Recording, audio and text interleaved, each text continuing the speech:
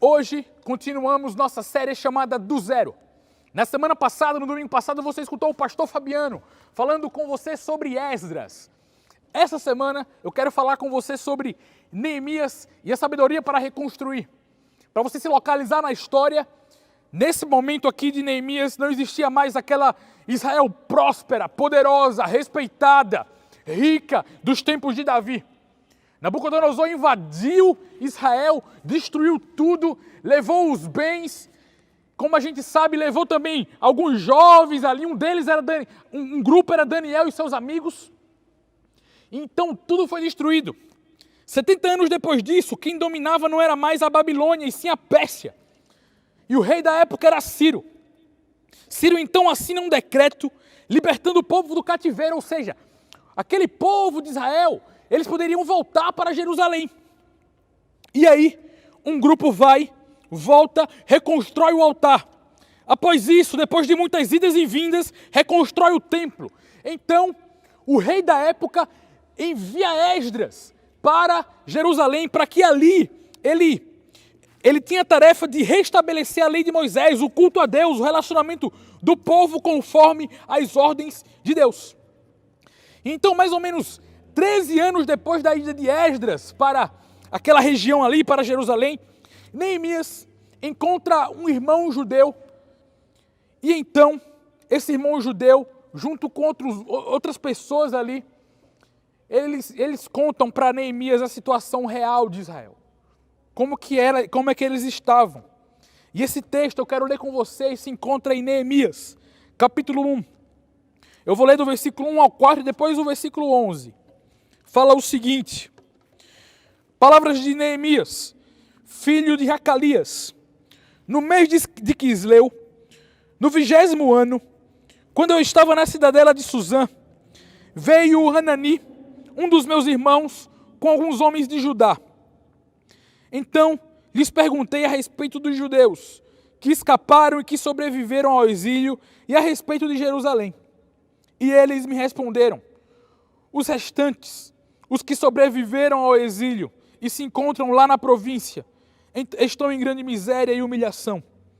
As muralhas de Jerusalém continuam em ruínas e os seus portões foram destruídos pelo fogo. Quando eu ouvi estas palavras, eu me sentei, chorei e lamentei por alguns dias. Fiquei jejuando e orando diante do Deus dos céus. Eu disse: ah, Senhor, Deus dos céus, Deus grande e temível. Ele fez uma oração e já no versículo 11, terminando essa oração, Neemias fala: ah, Senhor, estejam atentos os teus ouvidos à oração do teu servo e à oração dos teus servos que se agradam de temer o teu nome. Faze com que o teu servo seja bem-sucedido hoje e encontre misericórdia diante desse homem, diante do rei. Nesse tempo, eu era copeiro. Neemias, ele foi um líder que liderou uma reconstrução. E nesse momento, estamos sendo desafiados a reconstruir muitas coisas. Talvez reconstruir negócios, relacionamentos, talvez o seu ambiente de trabalho, talvez a sua família, talvez a sua vida, talvez o seu coração, talvez a sua alma, talvez almas feridas, destruídas durante esse tempo de quarentena. Mas eu tenho certeza que durante esse tempo, durante esse momento que estamos vivendo, você tem sido convidado por Deus para reconstruir algo. E hoje eu quero apresentar para você três lições para que possamos de forma sábia reconstruir tudo o que Deus quer que a gente reconstrua durante esse tempo. Primeira lição que eu quero tirar com vocês, eu quero apresentar para vocês olhando para a história de Neemias. Neemias é um livro riquíssimo, dá para a gente tirar várias lições. Mas eu quero tirar 3 com você. A primeira lição: saiba o que precisa ser reconstruído. Saiba o que precisa ser reconstruído. Neemias, ele percebe os problemas de Jerusalém. Neemias olha e consegue enxergar os problemas que Jerusalém estava enfrentando. Jerusalém agora era uma cidade fraca, uma cidade que as muralhas estavam em ruínas, então que por não ter a proteção do muro, vivia em constante medo de invasão de povos inimigos, então vivia nessa aflição e nesse medo. Eles viviam também em grande miséria, eles viviam no meio de escombros. Era uma completa destruição e pobreza que aquele povo vivia. É interessante também que a gente, quando olha em Neemias capítulo 5, vê a exploração dos mais ricos com os mais pobres. Os mais pobres, para conseguir comida, tinham que se oferecer como escravos para os mais ricos. Mesmo povo, naquele mesmo lugar, mas existia essa exploração. Era uma situação ali que era cada um por si. Era cada um lutando por si. E ali naquela situação de abandono, aquele povo também devia ser constantemente alvo de zombaria dos outros povos que estavam ao redor. Eles colocavam o povo em descrédito, a reconstrução em descrédito. Várias vezes a gente vê na história de Neemias os povos do lado zombando da reconstrução, dizendo que eles não eram capazes de reconstruir. Quem seria eles? Eles estavam afrontando o rei, afrontando as pessoas, que era impossível deles reconstruírem aquele muro. Ou seja, Neemias, a partir do relato desses homens, Neemias percebe que a situação atual de Jerusalém, do povo de Israel, era de caos, de destruição, de ruínas. E ali, a partir daquela percepção, Neemias começa uma trajetória de reconstrução dos muros em volta da cidade para reerguer Jerusalém. É interessante que Neemias, ele identifica isso. Ele identifica o que precisa ser reconstruído. Não porque ele recebe uma visão, não porque ele escuta uma voz mística sobre isso.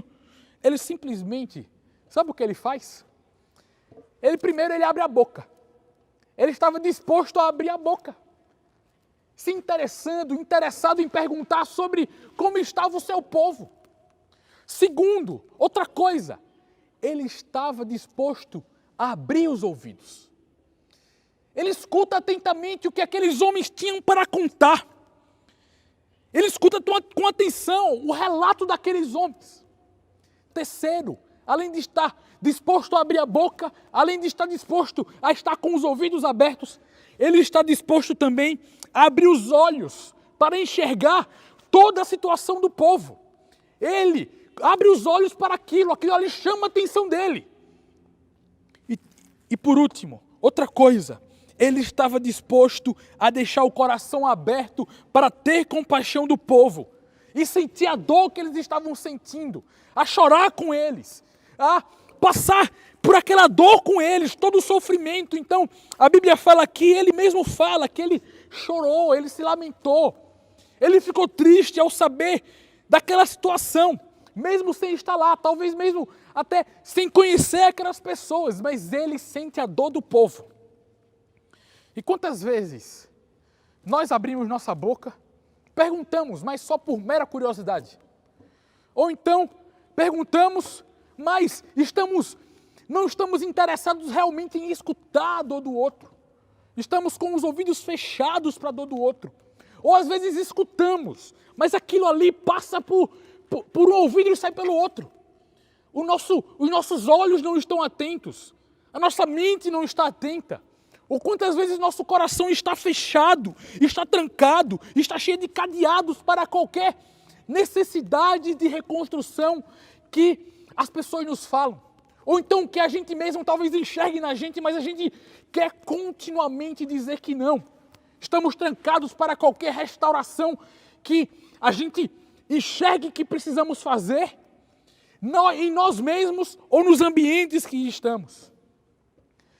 A pandemia chegou talvez como Nabucodonosor. Essa doença chegou talvez como Nabucodonosor, de forma arrasadora. Mas talvez a quarentena, esse período de ficar em casa, talvez seja como a chegada desses homens para falar com Neemias.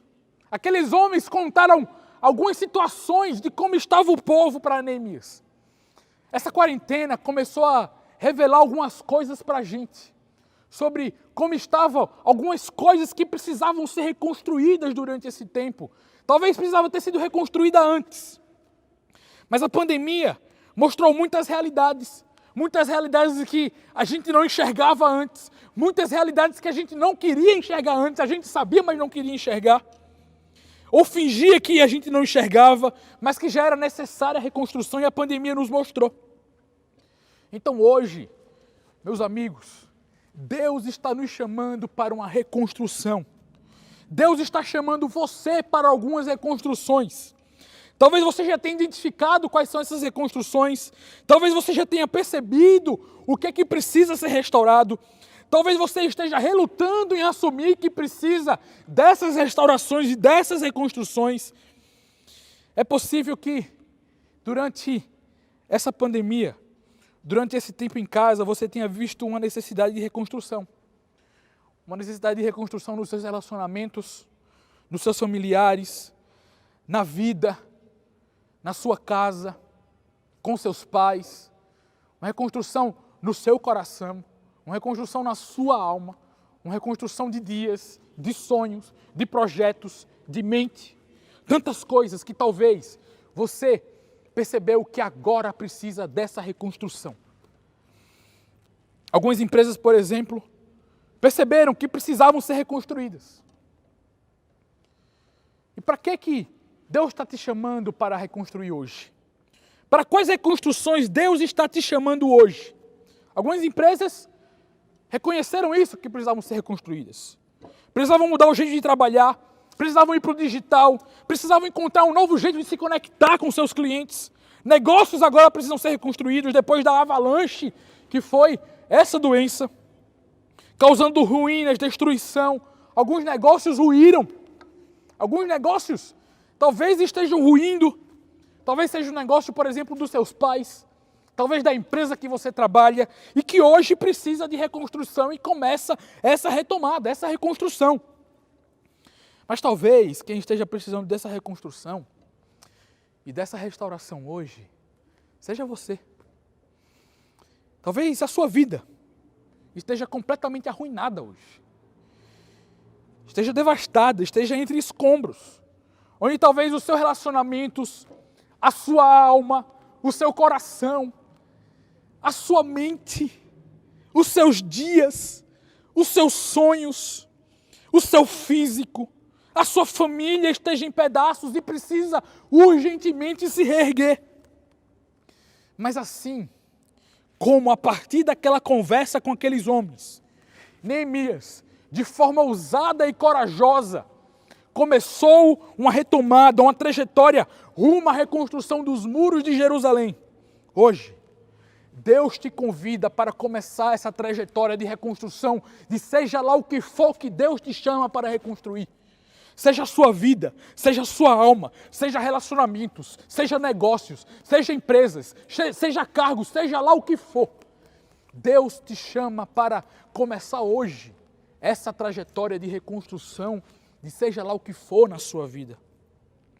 Não sei qual coisa que se encontra em um estado de necessária restauração hoje, mas sei que hoje é dia de dar início a essa reconstrução pelo poder que há no nome de Jesus. Segunda coisa, fale com Deus. Primeira coisa, perceba, enxergue o que precisa ser reconstruído. Segunda coisa, fale com Deus. E o que Neemias faz, ao perceber que precisava ser reconstruído, ele não fica parado. Sabe o que ele faz? A primeira reação dele é orar. E ele ora dias, ele ora noites, ele ora incansavelmente.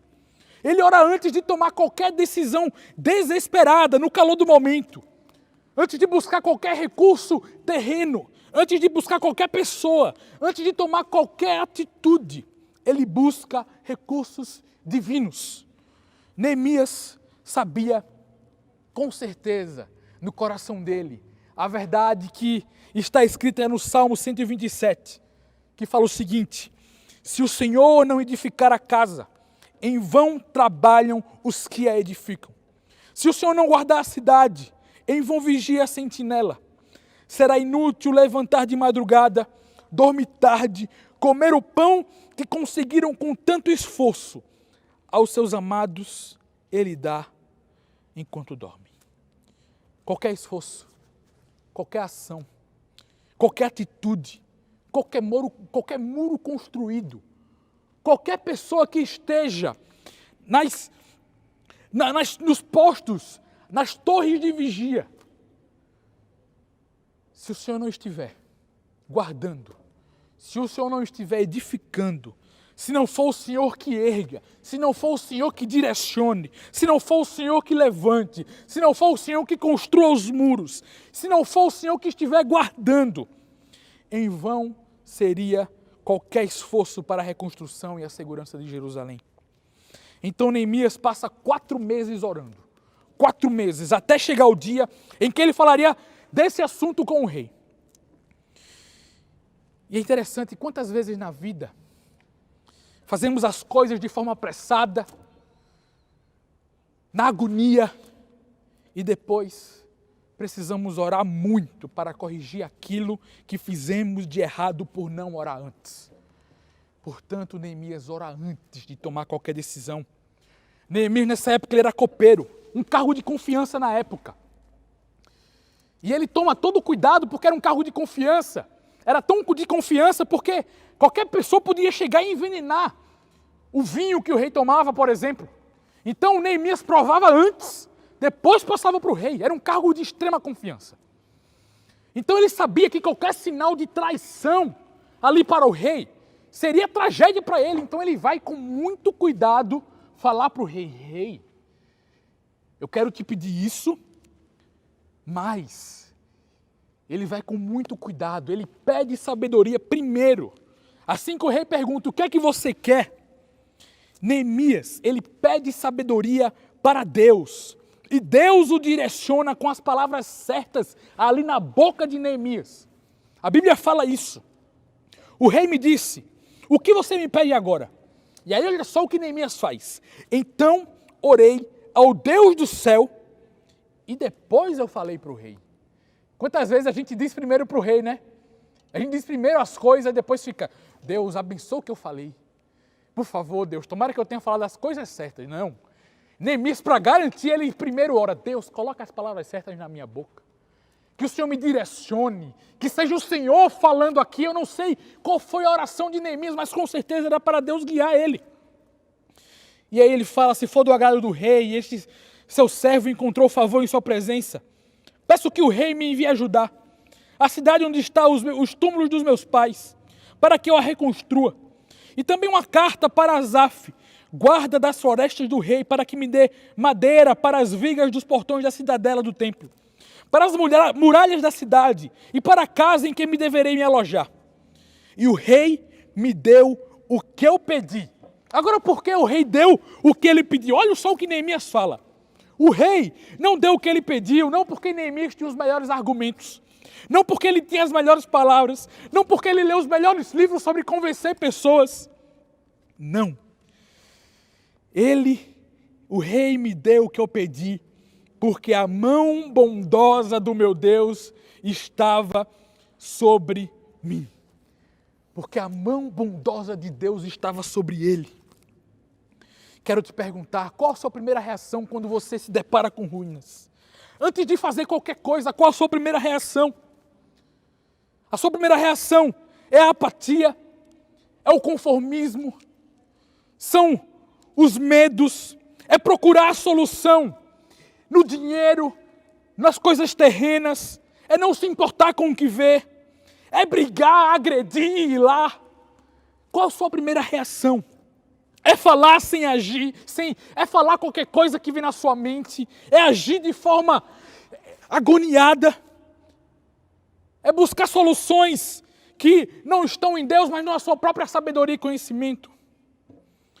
Que a sua primeira reação, antes de falar, antes de agir, antes de iniciar a reconstrução, seja falar com Deus, seja buscar a Deus. Antes de buscar os recursos terrenos, busque os recursos de Deus para a sua vida. Terceira e última coisa, tenha pessoas ao seu lado para a restauração. Tenha pessoas ao seu lado para a restauração. Neemias não fez o trabalho sozinho. A Bíblia fala o seguinte, em Neemias capítulo 2. Então ele lhes disse: Vocês estão vendo a miséria em que nós estamos. Jerusalém em ruínas e os seus portões destruídos pelo fogo. Venham, vamos reconstruir as muralhas de Jerusalém para nos livrarmos dessa vergonha. E lhes declarei como uma mão bondosa do meu Deus havia estado sobre mim. E também as palavras que o rei me havia falado. Então disseram, vamos nos preparar e começar a reconstrução. Então se preparem para fazer esta boa obra. Neemias não estava só. Ele faz a reconstrução, mas junto de um grupo de pessoas. E junto de um grupo de pessoas que cada um tinha sua função. No capítulo 3 aqui de Neemias, a gente vê que cada grupo, cada pessoa tinha uma função ali na reconstrução dos muros. Um ficou com uma parte, outro ficou com outra. Todo mundo importante ali na reconstrução. Nessa parte de reconstrução. Cada um tinha sua responsabilidade. Ali não tinha mimimi, não tinha disputas, ninguém queria a glória para ele, foi eu que reconstruí o muro. Não, ali todo mundo estava lutando pela mesma causa, sem competição, sem disputas, sem mimimi, mas sabendo que todos eram importantes para a reconstrução da muralha, que eles tinham que trabalhar juntos para a reconstrução da muralha, que eles tinham que fazer tudo juntos ali, que se um não estivesse bem, não seria possível construir todo mundo a muralha. Todos tinham que estar bem, todos eram importantes na reconstrução. Outra coisa que é interessante aqui, que para construir todo mundo junto, Neemias dava um exemplo. Os líderes ali davam um exemplo. Aqui fala, logo no início do capítulo 3, que o sumo sacerdote ele arregaçou as mangas e foi fazer também. Os sacerdotes arregaçaram as mangas e foram fazer também. Eles abraçaram todo mundo junto, dando o exemplo. Eles, para que todos abraçassem a reconstrução, os líderes do povo também participaram, fizeram, colocaram a mão na massa. Também, Neemias era um exemplo também, não somente de colocar a mão na massa, mas um exemplo de fé e confiança. Quando os outros povos vinham zombar, faziam planos para derrubar Neemias, nos momentos de adversidade, Neemias se mostrava confiante. Neemias permanecia como um encorajador do povo. Na sua empreitada de reconstrução, seja lá qual for a empreitada, seja lá o que for, não esteja sozinho. Não esteja sozinho. Se junte a pessoas que vão querer reerguer as muralhas que você vê em ruínas, que você vê destruídas nesse pós-pandemia. Seja um dos que irão também abraçar. Se outra pessoa te chamou para reconstruir algo, seja também um dos que vai abraçar, eu vou com você. Eu vou reconstruir as muralhas que foram derrubadas. Se a muralha derrubada, na verdade, for você, se junte também a pessoas que vão querer ver você de pé, reerguido, firme, forte, caminhando rumo com Jesus. Procure pessoas na sua caminhada que não vão querer ver você tropeçar, mas sim caminhando e crescendo e se reerguendo novamente. E aqui, eu quero te falar que aqui no EI, você encontra pessoas assim, pessoas que querem reconstruir as muralhas que foram destruídas na pandemia e querem ver pessoas, querem ver você se reerguendo também nesse tempo. Por fim, para encerrar, eu não sei qual reconstrução Deus te chama para fazer hoje. Não sei. Mas seja lá qual for, saiba que o mesmo Deus que estendeu a sua mão bondosa para Neemias, Ele estende a mão bondosa dele hoje para você. Para que hoje mesmo comecem os processos de reconstrução que você precisa fazer na sua vida. Deus usou Neemias para que muralhas que permaneceram 120 anos mais ou menos destruídas. Aquelas muralhas, muitos passaram, choraram e se lamentaram também por 120 anos. Mas Deus usou Neemias, que estava disposto a ser usado por Deus para a reconstrução, para que em 52 dias aquelas muralhas fossem levantadas novamente. Jeremias, capítulo 18, versículo 3 e 6 fala o seguinte: desci à casa do oleiro, e eis que ele estava trabalhando sobre a roda. Como o vaso que o oleiro fazia de barro se estragou nas suas mãos, ele tornou a fazer dele outro vaso, segundo bem lhe pareceu. Então a palavra do Senhor veio a mim dizendo: casa de Israel, será que não posso fazer com vocês como fez esse oleiro? Mateus, será que não posso fazer com você como fez esse oleiro? Fabiano, será que não posso fazer com você como fez esse oleiro? Daniel, será que eu não posso fazer com você como fez esse oleiro? Ana, será que não posso fazer com você como fez esse oleiro? Sofia, será que eu não posso fazer com você como fez esse oleiro? Diz o Senhor: eis que como barro na mão do oleiro, assim são vocês na minha mão, ó casa de Israel. É tempo de se reerguer. Se coloque disponível nas mãos de Deus, pois é tempo de se reerguer, de reconstruir.